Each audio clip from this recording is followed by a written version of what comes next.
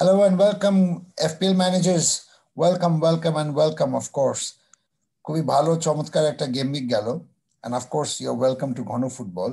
No other place, অন্য কোনো জায়গায় আমি আপনাকে ওয়েলকাম করছি না. Definitely ঘন ফুটবলে, so welcome. And of course ভালো একটা গেম উইক হওয়ার পরে যেটা হয় যে আসলে সবারই মুড একটু ভালো থাকে. So আমারও মুডই খুব ভালো. পারভেজ, তোর মুড কেমন?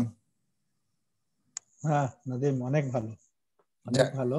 হ্যাঁ, গেমিকে মোটামুটি এভারেজের চেয়ে বেশি পয়েন্ট আছে এখন পর্যন্ত। Very good. যাক, গুড টু হিয়ার দ্যাট। না, আসলে খুবই ভালো একটা চমৎকার উইক গেছে এবং সামনে আরো বেশ বিজি শিডিউল আসছে। সো অলরেডি আমরা বিজি শিডিউলের দিকে যাচ্ছি। সো সেটার জন্য প্রিপারেশন শুরু। সো আমরা এখন শুরু করব হলো হোম টু পিক দিয়ে।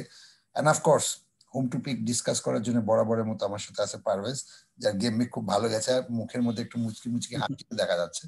But anyway, let's proceed to the thing, the main topic. Of course, if you FPL managers, if you have not liked and if you have not subscribed to our video, please do subscribe. Regular content করছি সপ্তাহে at least minimum 5টি করে. So of course definitely subscribe, like এবং comment করবেন. আপনাদের কোনো কিছু particularly জানার থাকলে ডেফিনেটলি আমাদের কাছে কমেন্ট করে জানাবেন. আমরা চেষ্টা করব সেটাকে ভিডিওর মাধ্যমে বা কন্টেন্টের মাধ্যমে সেই কনসার্নস গুলোকে অ্যাড্রেস করা. ফলো করবেন অবশ্যই আমাদের ফেসবুক পেজ, টুইটার অ্যাকাউন্ট এবং ইনস্টাগ্রাম অ্যাকাউন্ট, সেখানেও আমরা কন্টেন্ট আপলোড করছি আর কি. So Parvez, let's start. হ্যাঁ, স্টার্ট নাদিম। ওকে, সো আজকে আছে আমাদের Pulisic and Maddison midfielder comparison. One of the reason আসলে পুলিসিচ অ্যান্ড ম্যাডিসনকে আনার এর কারণ হলো পুলিসিচ অনেকদিন পরেই ব্যাক করেছে, অনেক ইনজুরি, আজকে খেলবে না কালকে খেলবে, প্রথম থেকেই তাকে নিয়ে অনেক জল্পনা কল্পনা, অনেকেই টিমে ছিল সে, কিন্তু বারবার ল্যাম্পার্ডের মিথ্যার আশ্বাসের কারণে অনেকেই তাকে রেখে দিয়েও পরে তাকে বিক্রি করেছিল. সো যেহেতু সে ব্যাক করেছে এবং যতটুকু শুনলাম যে জিএস অলরেডি মনে হয় কিছুটা ইনজার্ড, সো আমি জানি না এখন খবরটা আসলে কতটুকু, বাট জিএস মনে হয় ইনজার্ড. সো সেক্ষেত্রে আবারও একটা চেলসির কেউ না কেউ একজন ইনজুরিতে পড়েছে. সো সেক্ষেত্রে পুলিশের সম্ভাবনা অনেক বেড়ে যাওয়ার কথা. But overall Pulisic is very good player, so সেক্ষেত্রে কোনো সমস্যা নেই. ম্যাডিসন অনেকদিন অ্যাবসেন্ট ছিল, বাট তারপরে সে এখন ব্যাক করেছে এবং সে এখন রেগুলারলি খেলছে. সো এখন কন্টিনিউয়াসলি স্টার্ট করছে অ্যাটলিস্ট বিগত 5টা ম্যাচ না 4টি ম্যাচ ধরে, এবং তাকে দেখা যাচ্ছে যে তার কারণে আলটিমেটলি এখন অ্যাটলিস্ট লিস্টারের মধ্যে একটা রিদম আসছে, যে রিদমটা আসলে কতটুকু সাপোর্টিভ হবে সেটা বলা যাচ্ছে না, but to an extent they look like slowly যে আগের যে লিস্টারকে আমরা যেটা চিনতাম সেই লিস্টারে দেখা যাচ্ছে. সো অনেকে আমরা হয়তো বা তাকে নিতে পারি, সামনে তাদের আরো ভালো পারফরমেন্স আসতে পারে. সো কেউ যদি চিন্তা ভাবনা করে থাকে যে আসলে কাকে নেওয়া যেতে পারে, তো সেক্ষেত্রে আসলে এই কম্পারিজনটা করা. So Parvez, take it away. হ্যাঁ নাদিম, যেটা বলছিল যে আসলে দুজনেই আসলে ইনজুরি থেকে ঘুরে আসার পরে এখন টিমের মধ্যে মোটামুটি রেগুলার মেডিসন এবং পুলিসিক, আশা রাখি সামনের দিকে তারা রেগুলার থাকবে। আমরা যদি তাদের এই সিজনে এখন পর্যন্ত স্ট্যাটের দিকে তাকাই, তাহলে তেমন সমৃদ্ধ কোনো স্ট্যাট না, কারণ বিকজ তারা মোটামুটি ইনজুরিতে ছিল এবং মেডিসনের ক্ষেত্রে ম্যাক্সিমাম সবাই সে সাবস্টিটিউট হিসেবে নামছিল, যার কারণে তাদের স্ট্যাটের যে একটা দৈন্য দশা আমরা তাদের স্ট্যাটের দিকে তাকাইলে দেখতে পাচ্ছি। বাট এইটা নিঃসন্দেহে বলা যায় যে তারা, নো ডাউট যে তারা অনেক যাকে বলে তারা দলের জন্য একটা খুবই ইম্পর্টেন্ট প্লেয়ার দুইজনেই। তো আমি স্টার্টের দিকে যদি তাকাই, তাহলে গোল ইনভলভমেন্ট এখন পর্যন্ত মেডিসন যতগুলো ম্যাচ খেলছে তার মধ্যে 36% তার ইনভলভমেন্ট রয়েছে। পক্ষান্তরে পুলিসিক যদি দেখি তাহলে 20%। শট ইন বক্স এবং গোল অ্যাটেম্প্ট, গোল অ্যাটেম্প্ট এবং গোল অ্যাটেম্প্ট ইন বক্স যদি আমরা দেখি, তাহলে এখানে মেডিসন 13টা আগায় আছে, আর পুলিসিক সেখানে 9টা। গোল অ্যাটেম্প্ট ইন বক্সে কিন্তু আবার দেখা যাচ্ছে পুলিসিক আগায় আছে, ইন বক্সে মেডিসন অনেকটা কম। বাট ইনবক্সে কম হইলেও মেডিসনের একটা ইম্পর্টেন্ট জিনিস হলো মেডিসন মিনিট পার অ্যাটেম্প্ট এবং মিনিট পার চান্স ক্রিয়েটেড এর ক্ষেত্রে, মিনিট পার চান্স ক্রিয়েটেড এবং মিনিট পার অ্যাটেম্প্টের ক্ষেত্রে মেডিসন কিন্তু মোটামুটি এই দুই জায়গাতে কিন্তু একটা ব্যালেন্স রাখছে, মানে সে চান্সও ক্রিয়েট করতেছে এবং গোলের মধ্যে অ্যাটেম্প্টও নিচ্ছে। সেদিক থেকে কিন্তু পুলিসিক কিন্তু মিনিট পার অ্যাটেম্প্ট তার আছে, 27 মিনিট পর পর করে একটা অ্যাটেম্প্ট নিচ্ছে। এবার তার অ্যাটেম্প্ট বা চান্স ক্রিয়েটেড, মানে চান্স ক্রিয়েটেড এর ক্ষেত্রে তার পটেনশিয়ালটা অনেক কম। তো মেডিসনের কিন্তু এই জায়গাটাতে অনেকটা ভালো, এবং মেডিসনের প্রাইস যদি আমি দেখি 1.2 মিলিয়ন কিন্তু কম পুলিশিকের চাইতে। আর মেডিসনের সামনের গেমটাও মোটামুটি ভালো, ব্রাইটনের সাথে খেলা। তারপরের গেমটাও কিন্তু এভারটনের সাথে সম্ভবত, মেবি আমি। তো সেই ক্ষেত্রে মেডিসনের সামনে এখন সামনের দিকে যে ম্যাচগুলো আছে, এই ম্যাচগুলোতে আমরা যদি কোনো ট্রান্সফারের দিকে না কথা বলি, ট্রান্সফারের ভিডিও আমাদের নেক্সট আসবে, তখন আমরা অনেক কিছু দেখতে পারবো সেখানে ট্রান্সফার ডাইলামাতে। বাট এখানে যদি দুইজন প্লেয়ারকে কম্পারিজন করা যায়, ডেফিনেটলি এখানে মেডিসন, পুলিসিক দুইজন প্লেয়ারকে কনসিডার করার মতো। এই দুইজন প্লেয়ারের পারফরমেন্সে, বাট নাজিম, আমি যদি কোনো প্লেয়ারকে এখানে পিক করতে বলা হইতো, তাহলে ডেফিনেটলি আমি মেডিসনকে বেশি প্রেফার করতাম। রাইট। আমার মনে হয় এখানে একটা ইন্টারেস্টিং স্ট্যাট আছে, যেটা আলটিমেটলি ক্লিয়ারলি সাজেস্ট করছে, যেটা তুই একটু হাইলাইট করেছিস আর কি। সেটা হলো মিনিটস পার অ্যাটেম্পস এবং minutes per chances. Minutes per attempts থেকে বোঝা যাচ্ছে যে আসলে দুজনেরই অ্যাটেম্পস খুবই বেশি, ঠিক আছে, দুজনে খুবই ঘনই অ্যাটেম্প্ট করছে আর কি। কিন্তু এখানে আসলে ইন্টারেস্টিং ব্যাপারটা হলো যে ম্যাডিসনের অনেক কিছুই আসলে অ্যাটেম্পস গুলো অধিকাংশই দেখা গেল যে ইয়ের বাইরে থেকে, ডিবক্সের বাইরে থেকে। এবং যেটা হচ্ছে যে ডিবক্সের বাইরে থেকে, এই কারণে যে তার গোল অ্যাটেম্পস ইন দ্য বক্স যদি আমরা দেখি, তাহলে মাত্র 3টি, এবং গোল অ্যাটেম্পস যদি আমি দেখি সেখানে 13টি। সো বেসিক্যালি 10টার শটই তার আলটিমেটলি বাইরে থেকে, এবং 3টি শট সে আসলে বেসিক্যালি বক্স থেকে নিচ্ছে। সেক্ষেত্রে আবার পুলিশের ক্ষেত্রে আমরা যদি দেখি, গোল অ্যাটেম্পস 9টা হলেও তার মধ্যে 7টাই হলো বেসিক্যালি সে বক্সের ভিতর থেকে নিচ্ছে। সো সেক্ষেত্রে অফকোর্স যেটা ক্লিয়ারলি বোঝা যাচ্ছে মিনিটস পার অ্যাটেম্পস থেকেও এটাই ক্লিয়ার হচ্ছে যে Pulisic is better for goal. But কেউ যদি আসলে গোল প্লাস অ্যাসিস্ট, একটা প্লেয়ারকে যদি কেনার পরে যদি মনে করে যে আমার একটা গোল বা একটা অ্যাসিস্ট দিলেই হবে, ঠিক আছে, কন্টিনিউয়াসলি দিয়ে যেতে পারে আর কি একটা গোল বা একটা করে অ্যাসিস্ট, সেক্ষেত্রে ডেফিনেটলি মেডিসিন। কেউ যদি আলটিমেটলি গোলের জন্য চিন্তা ভাবনা করে, তাহলে আমার মনে হয় ডেফিনেটলি পুলিসিচে যাওয়া উচিত। বাট আমি এখানে একটা বলে নেই, যদি সে ফিট থাকে, যদি সে টিমে রেগুলার থাকে। সো এটা আমি বলে ক্লিয়ার করে নিই। But anyway, let's not go into too much. But আমার জন্য আসলে দুইজন এখনো ওয়াচ লিস্টে আছে, আমি এখনো দুজনকে চিনছি না। মেডিসন একটা ভালো জিনিস কিন্তু না, যে মেডিসন কিন্তু ফ্রি কিক এবং কর্নার টেকার, এখানে কিন্তু যে জিনিসটা বলছিলেন অ্যাসিস্ট পটেনশিয়ালটা তার অনেক বেশি। রাইট। সো সেট পিস টেকাররা যারা আছে তারা তো ডেফিনেটলি এই ক্ষেত্রে অনেক পটেনশিয়াল থাকে। Right. So let's go to the next one. এটা আমার কাছে একটু ইন্টারেস্টিং মনে হয়েছে, আব্রাহাম এন্ড অ্যান্টোনিও। অনেকেই আমরা অ্যান্টোনিওকে প্রথম গেম উইকের জন্য নেওয়ার পরে তার ফিক্সচার খারাপ দেখে তাকে বাদ দিলাম। পরে তাকে যখন আবার ঠিক তাদের ফিক্সচারটা ভালো হচ্ছিল, তখনই তাকে নেওয়ার জন্য অনেক জল্পনা কল্পনা, অনেক কথাবার্তা হচ্ছিল যে তাকে নেওয়া যেতে পারে, তাকে নেওয়া যেতে পারে।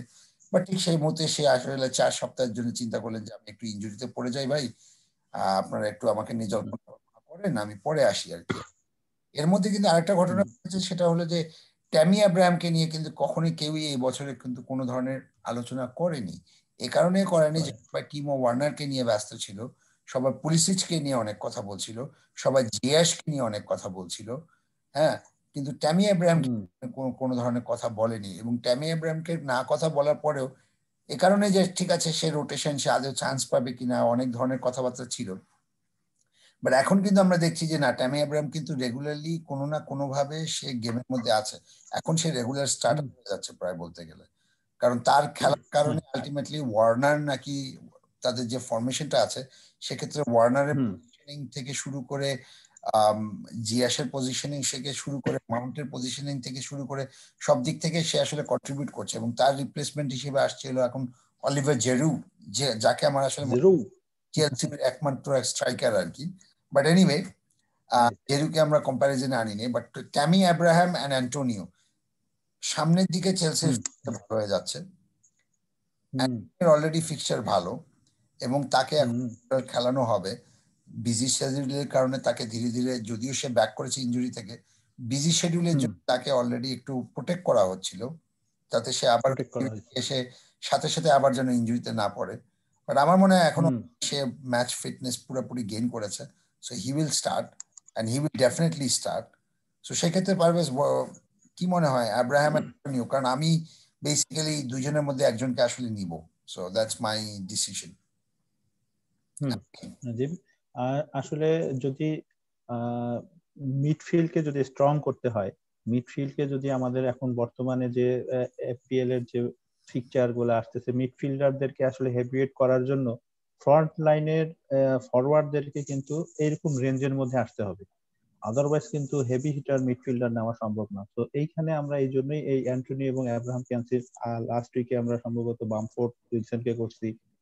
বামফোর্ড উইলসনের ইনজুরির কারণে হয়তো আমাদের সেই ইয়েটা হয় নাই, বাট হয়তো আমরা সামনের দিকে আবার আসবো উইলসন, বামফোর্ড, ওয়াটকিন্স এদেরকে নিয়ে। বাট এখানে আমি যেটা বলছি অ্যাব্রাহাম এবং অ্যান্টোনিওর ক্ষেত্রে, এইখানে যদি আমি একটু স্টার্টের দিকে তাকাই তাহলে গোল অ্যাটেম্প আর গোল ইনভলভমেন্ট কিন্তু অ্যাব্রাহাম 29%, অ্যান্টোনিও কিন্তু 33%, অলমোস্ট ক্লোজ।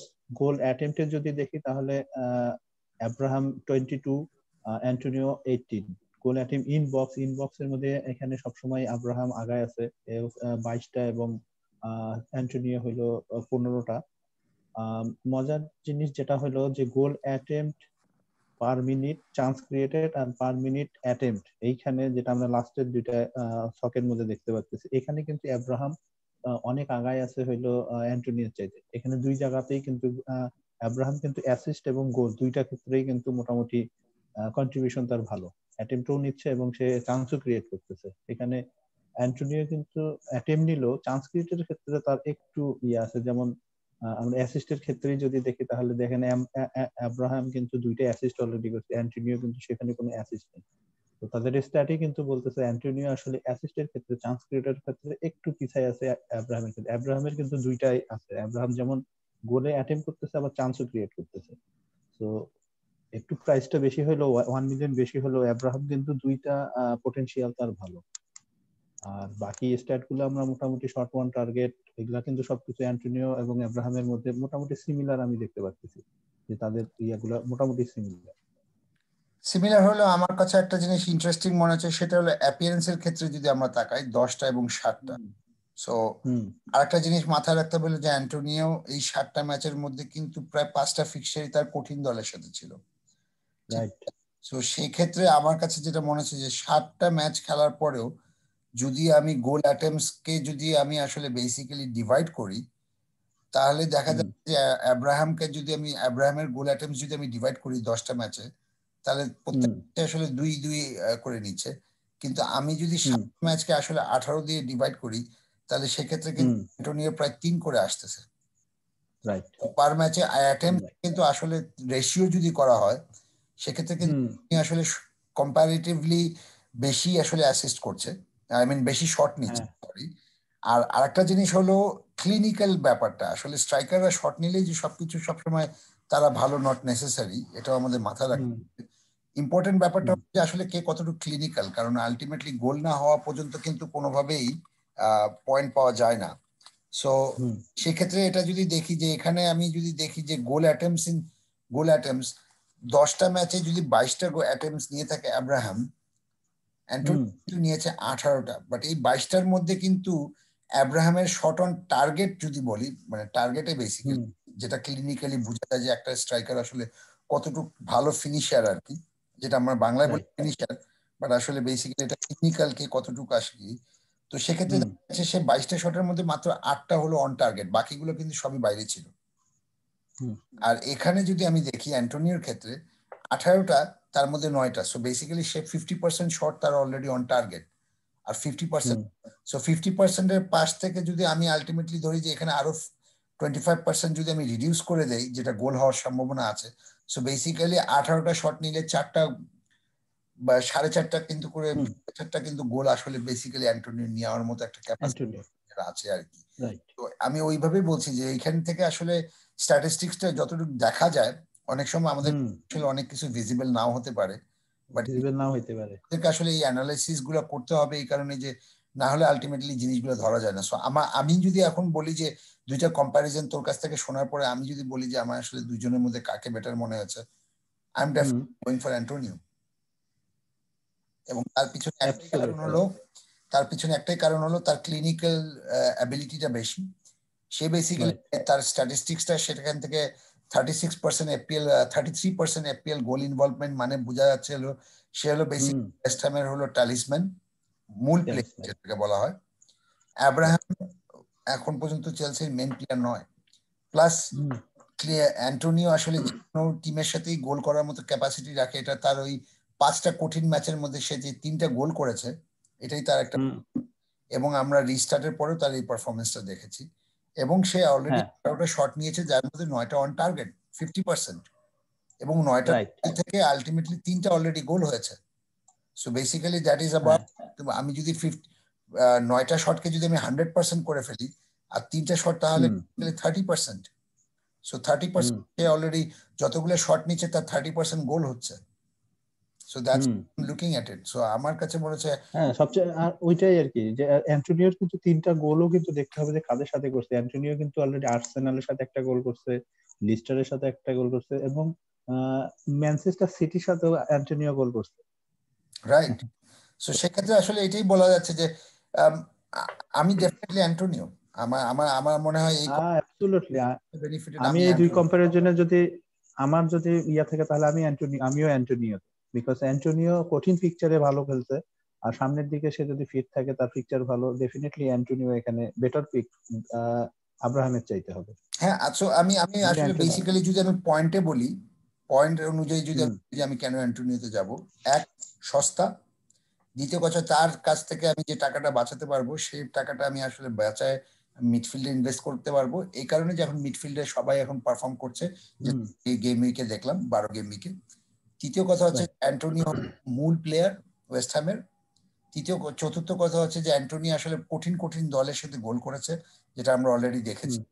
পঞ্চম হলো যে ক্লিনিক্যাল, এই কারণে যে তার 30% তার গায়ে অলরেডি গোল দেওয়ার মতো, তার প্রত্যেকটা শটের মধ্যে থেকে যদি আমি 100% করি, যেটা 9টা শট অন টার্গেট, সেটা যদি 100% হয়, 3টা গোল যদি দিয়ে থাকে, সে বেসিক্যালি 30% তাহলে গোল কনভার্ট করছে। সো 5টা পয়েন্টের কারণে আসলে বেসিক্যালি আমি যেটা বলবো যে আমি আসলে অ্যান্টোনিওর দিকে যাচ্ছি। So thank you Parvez, this is a very interesting one. So কিছু আছে অ্যাড করার মতো? না, নাথিং, মোটামুটি আমরা ভালো ডিসকাস করে ফেলছি এদের ব্যাপারে। আই থিংক আর বেশি ডিসকাস করার কোনো প্রয়োজন মনে হয়। Right. Okay. So thank you, FPL managers. And of course, if you have any comments, do let us know. And if you like this video, please do like and subscribe and share it among your friends who plays FPL. I'm sure they will be benefited too. And of course, if you want us to do a particular comparison, please let us know and we will try to do it. Thank you, Parvez, for joining me. And of course, busy schedule. Stay with Gone Football because we are continuously going to make content all the time, non-stop. Here for you. Until then, take care. Bye-bye. Bye.